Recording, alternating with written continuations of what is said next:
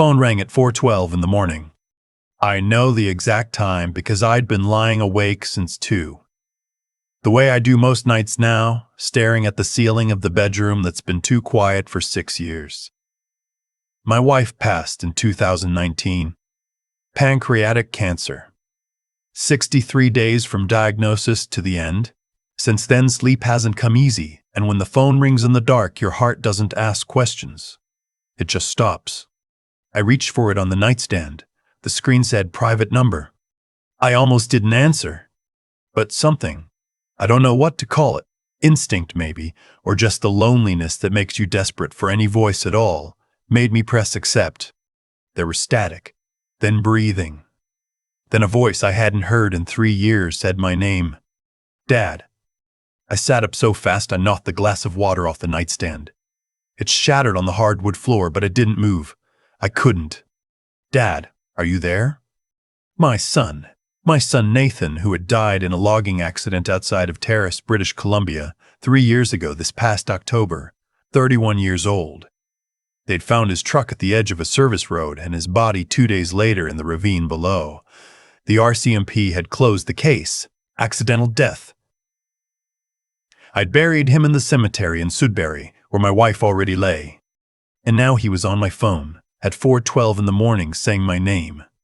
I said his name back, just that, one word, the way you say a word when you're not sure if you're still asleep. The voice said, I'm not who you think I am. Then the line went dead. I sat in the dark for a long time. The broken glass was still on the floor. I didn't sleep again that night. I want to tell you something about Nathan before I go any further, because he deserves more than just a name and a story. He was the kind of young man who remembered things. Small things. He'd call on a Tuesday just to say he'd heard a song on the radio that reminded him of a road trip we'd taken when he was 12. He kept a jar of change on his kitchen counter that he said was for future adventures. He had his mother's laugh, loud and without apology, and it could fill a room the way hers used to. He went out to BC for work. The forestry industry. Good money, he said. He'd been out there about 18 months when they called me. A Sunday afternoon. I was raking leaves in the backyard. I remember that clearly. The smell of October. The way the maples had gone red that year. The officer on the phone was kind. He used the word recovery when he meant body. I appreciated that even at the time. I drove out to Terrace alone. I identified what they needed me to identify. I drove home alone.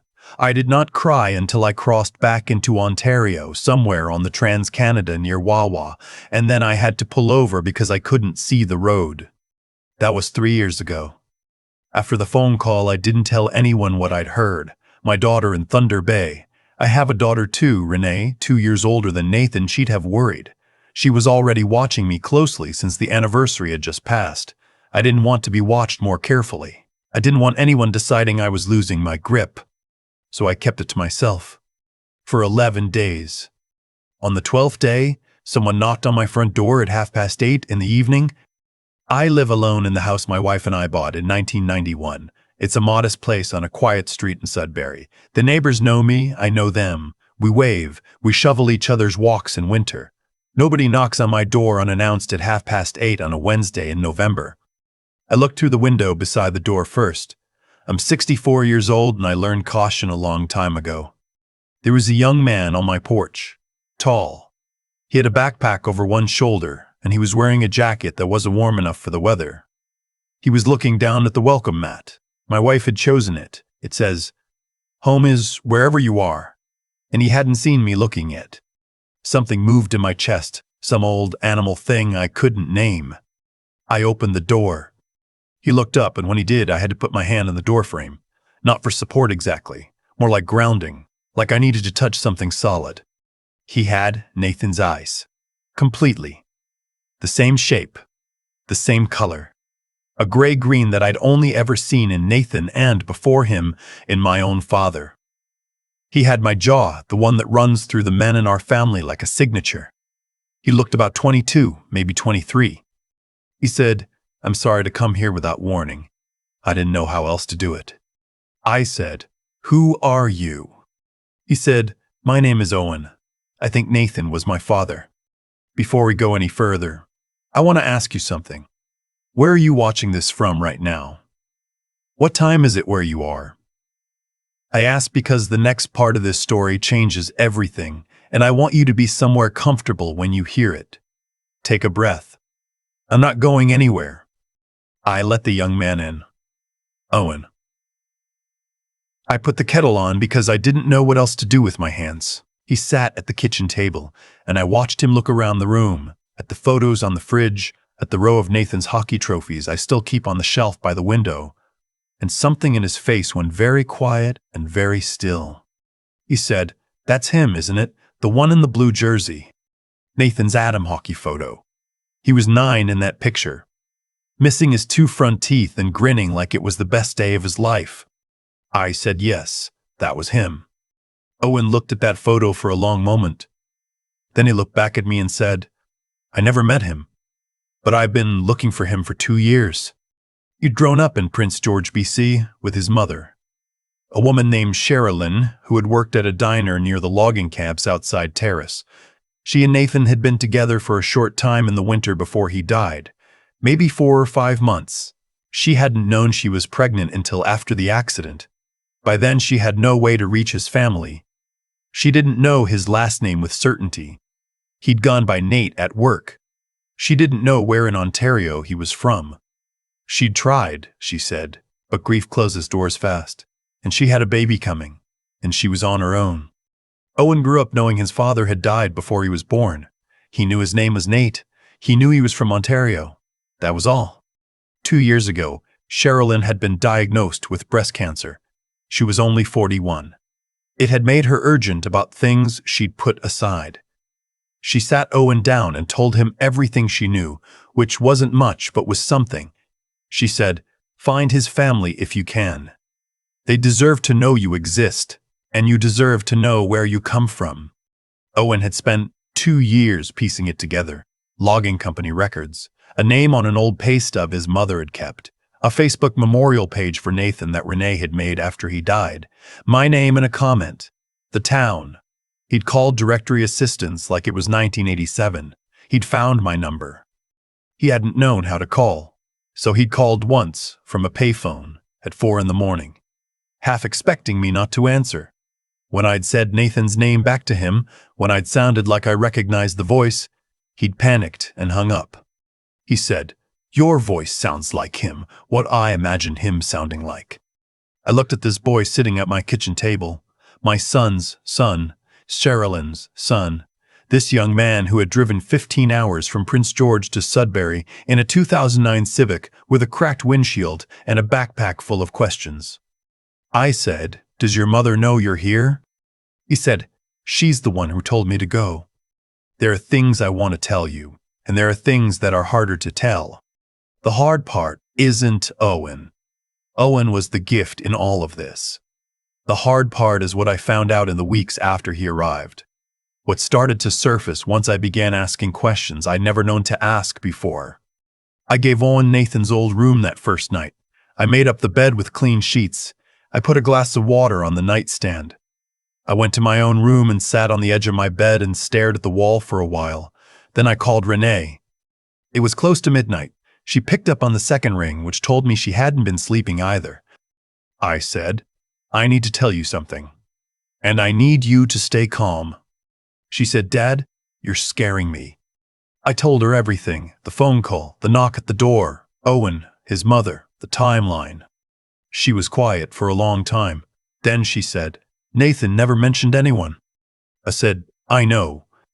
She said, "How do we know he's telling the truth?" I said, "You'll know when you see him." She drove up from Thunder Bay the next morning. She was at my door by 10. She walked into the kitchen where Owen was sitting with a coffee and a piece of toast, and she stopped in the doorway, and she looked at him the way I had looked at him, with that same shock of recognition, and she put her hand over her mouth. She didn't say anything for a moment. Then she said quietly, "You've got his hands." She was right. I hadn't noticed until she said it, the shape of them. The long fingers. Nathan had hands like that. So did my father. We did a DNA test, an at-home kit from a pharmacy in town. We sent it off together, Owen and I, sitting at the post office counter like we were mailing a birthday card. The results came back 18 days later. 99.7% probability of a grandparent-grandchild relationship. I'm telling you this not because I needed the paper to believe it. I believed it the moment he looked up at me from that porch. I'm telling you this because of what came next, because what the DNA results made possible was something I hadn't anticipated, and something I should have seen coming much sooner. Nathan had a life insurance policy, $250,000. He'd taken it out 18 months before he died, when he'd started the logging work. Beneficiary, me. The policy had paid out. I'd used part of it to pay off the house, put the rest in savings. I hadn't touched it in a spirit of celebration. It felt wrong to spend money that came from losing my son. I understood it as practical, not lucky. But Nathan had also had a small RRSP, a registered retirement savings plan, that he'd started when he was 24, not much in it, maybe $38,000, through his employer up in BC. There was also a modest amount in a checking account that had never been fully settled. The logging company had paid out a workplace injury benefit as well, a secondary amount, because the investigation had ruled that the service road where he died was inadequately marked. All of it had gone through Nathan's estate. Nathan had no will. When there is no will and no spouse and no known children, the estate goes to the parents. To me, what I did not know, what none of us knew, was that someone had known about Owen before I did. Nathan's foreman at the logging company was a man named Ray Birch. I'd spoken to him once, briefly, after the accident, when I was trying to understand what had happened on that service road. He'd been polite, cooperative. He'd expressed condolences. I'd had no reason to think about him again. Owen, during those first weeks at my house, told me things about his mother's time in Terrace that I slowly started to fit together like pieces of a puzzle I hadn't known was missing parts. Sherilyn had told Birch about the pregnancy. Not right away, but a few months after Nathan died, when she was starting to show and people were asking. Birch had known Nathan well. They'd worked closely. Sherilyn had thought he might know how to reach Nathan's family. She'd asked him directly.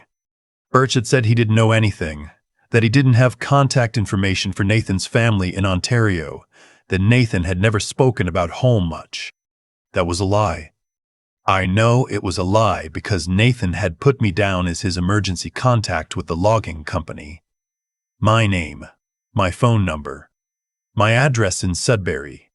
Ray Birch, as foreman, had access to that file. He had known exactly who I was and where I lived. He had told Sherilyn nothing.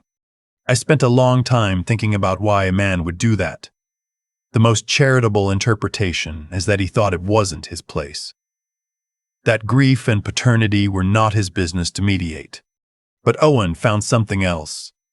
On his mother's phone, in an old folder of text messages she kept archived, the kind of thing you never think to delete, there was a conversation from the spring after Nathan died, with a number Owen didn't recognize. The messages were short, transactional. One of them, from the unknown number to his mother, said, "Best not to open that door. Nothing good comes from chasing ghosts. The family doesn't know about you, and they don't need to." Owen traced the number. It took him a while, but he's a patient and careful young man. The number belonged to Ray Birch. I called Birch myself after Owen showed me. He answered on the third ring. I told him who I was. I told him I knew what he'd done and that I was giving him one opportunity to explain himself before I decided what to do with that information. There was a long silence on the line. Then he said, "It wasn't malicious. I thought it would complicate things. The estate was already settled. I didn't want to cause problems." I said, "For who?" He didn't answer that.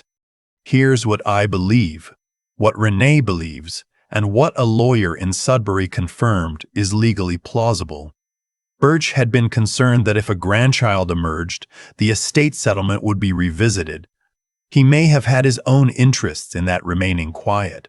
There was a pending civil matter between Nathan's estate and the logging company over the service road, a matter that was settled quietly, quickly, without my pressing it hard, because I was a grieving man who didn't have the energy to fight. A living grandchild of Nathan's might have changed the calculus on that settlement, might have given someone reason to look more carefully at that service road. I'm not a vindictive person. I want to say that clearly. I'm 64 years old and I've learned that most fights cost more than they're worth, and that the goal should be to get to the end of your life with your dignity intact and the people you love close by. But I am also a father who buried a son. And I am now a grandfather who was denied 3 years with a grandson because a man decided that his inconvenience mattered more than our truth. So I made some decisions. I contacted a lawyer, a woman in Sudbury who had been recommended to me by a friend, and I told her everything. She advised me that the suppression of information regarding a potential heir, particularly when that information was deliberately withheld by someone with professional access to the deceased's records, was worth examining. She wrote a letter to Birch's employer, the logging company, outlining what we knew and requesting that they review their records and practices. I also contacted the RCMP detachment in Terrace, not to file a criminal complaint. The lawyer was careful about that, about what could and couldn't be proven, but to add information to the file. Nathan's accident. The service road. The questions I'd never pushed hard enough to ask. They told me the file was closed.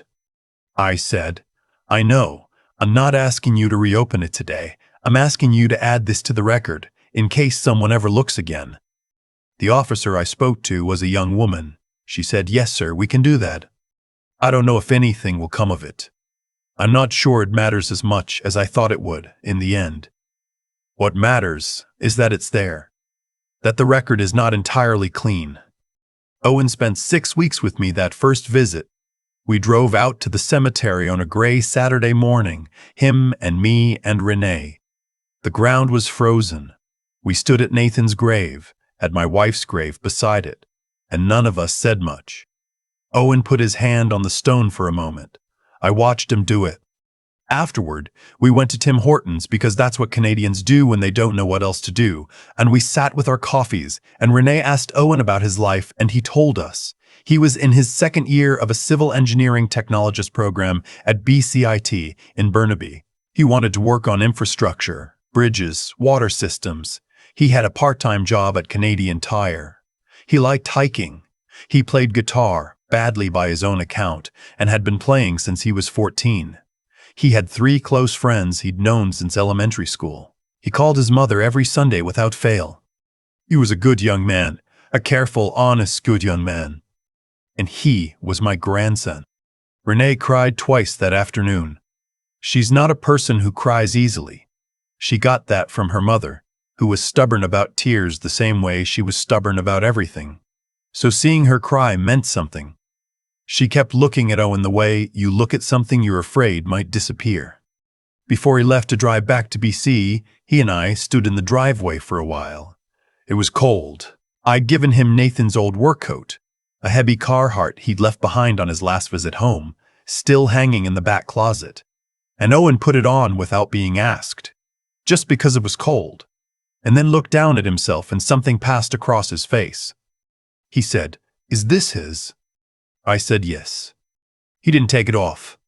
I watched him drive away down the street and stood there in the cold until I couldn't see the car anymore. Then I went inside, and I sat at the kitchen table where he'd sat for 6 weeks, drinking my coffee, and I thought about what it means to lose someone, and then, years later, to find a piece of them you didn't know existed.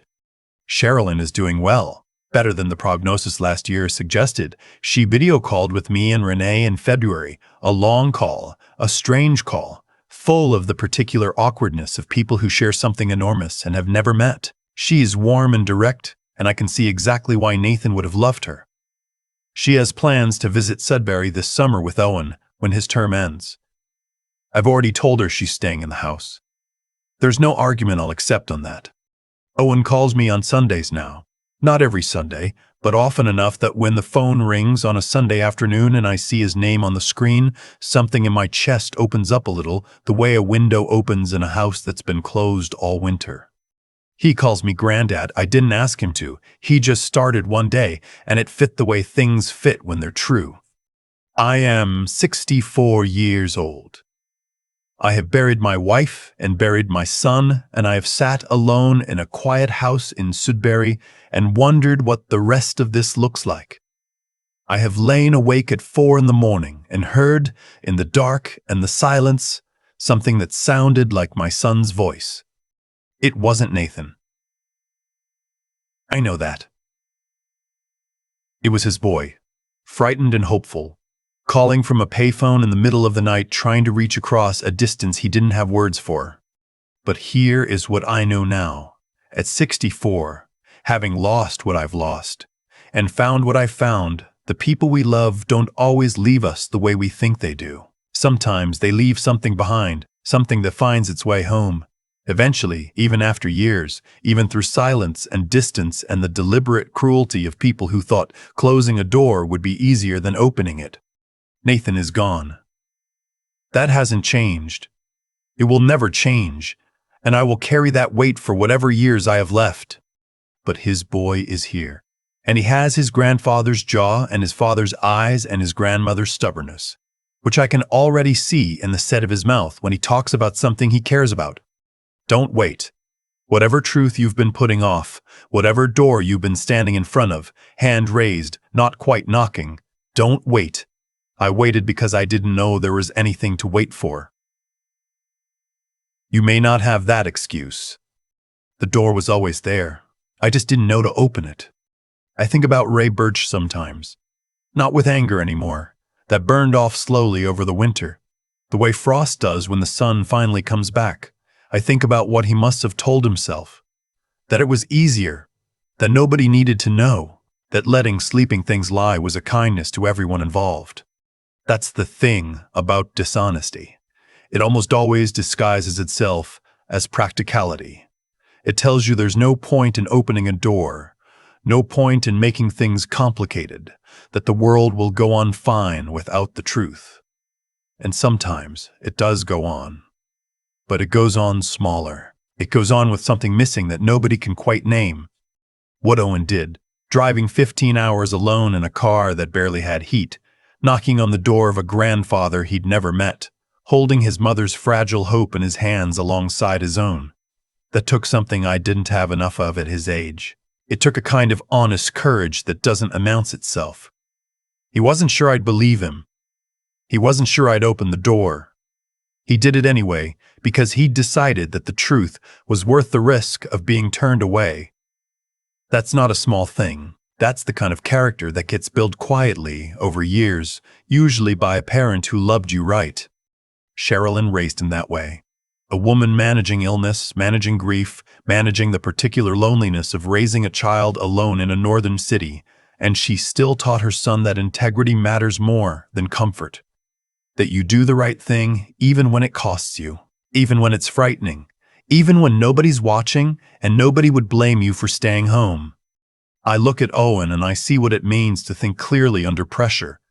He didn't react to Birch's message with rage. He didn't go looking for a fight. He gathered what he could, quietly and carefully, and then he made his move when the time was right. That kind of intelligence, the kind that knows when to wait and when to act, isn't something you're born with.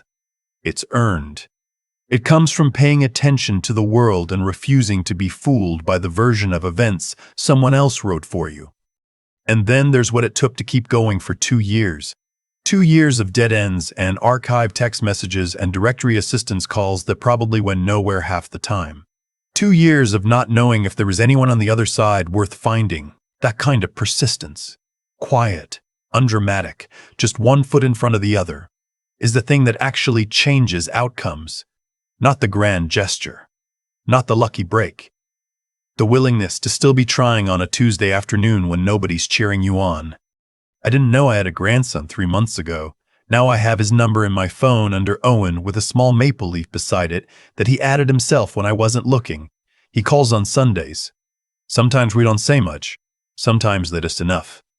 What got closed didn't stay closed. What was hidden didn't stay hidden. Not because the universe intervened, but because a young man with a good heart and a clear head and the stubbornness to keep going made sure of it. That's the whole story, I think. That's all of it.